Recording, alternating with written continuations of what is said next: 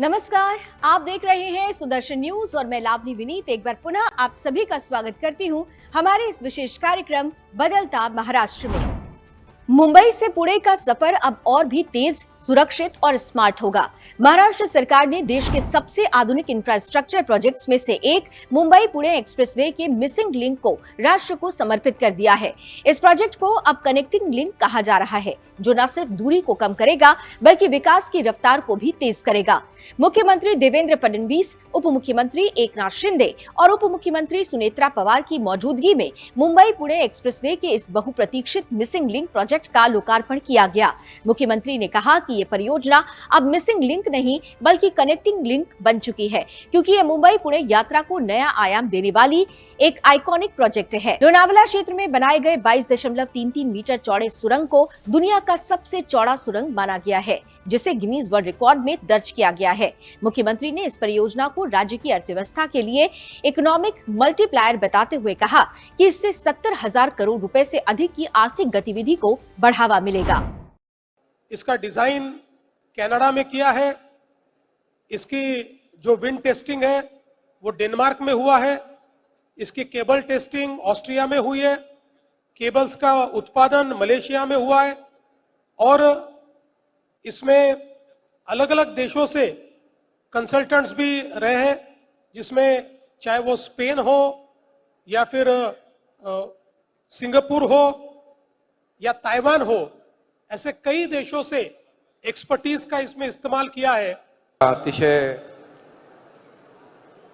ऐतिहासिक म्हणेन मी आणि मुख्यमंत्री महोदय मगाशी म्हणाले की अभियांत्रिकी चमत्कार, इंजिनिअरिंग मार्वल, खऱ्या अर्थाने अतिशय चॅलेंजिंग असा हा प्रकल्प।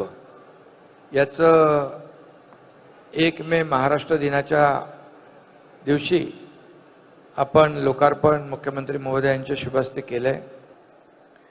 मुंबई पुणे एक्सप्रेस हा राज्याचा प्रगतीचा, वेगाचा आणि आधुनिकतेचं प्रतीक आहे आणि याच रस्त्यावरील मुंबई आणि पुणे या 2 महत्त्वाच्या शहरांना अधिक वेगानं सुरक्षित जोडणारा मिसिंग लिंक म्हणजेच कनेक्टिंग लिंक प्रकल्प आजपासून आपल्या सेवेत दाखल झालेला आहे। महाराष्ट्र राज्य के 67वें स्थापना दिवस के अवसर पर मुख्यमंत्री देवेंद्र फडणवीस ने मुंबई के हुतात्मा स्मारक पर पुष्प चक्र अर्पित कर बलिदानियों को श्रद्धांजलि दी। इस अवसर पर उन्होंने कहा कि बलिदानियों से निर्मित महाराष्ट्र आज देश के विकास का प्रमुख ग्रोथ इंजन बन चुका है और ये विश्व की शीर्ष अर्थव्यवस्थाओं में अपना स्थान बना रहा है।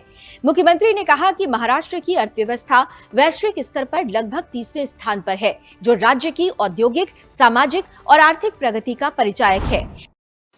106 हुतात्माओं ने जिस समय बलिदान दिया, उस समय यह महाराष्ट्र खड़ा हुआ है।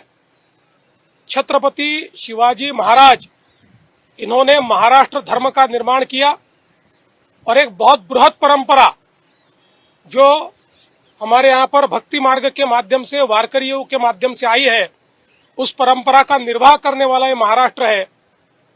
और रिफॉर्मिस्ट, इस प्रकार का जो एक पूरा आंदोलन चला सुधारणावादी, उसका भी नेतृत्व करने वाला महाराष्ट्र है।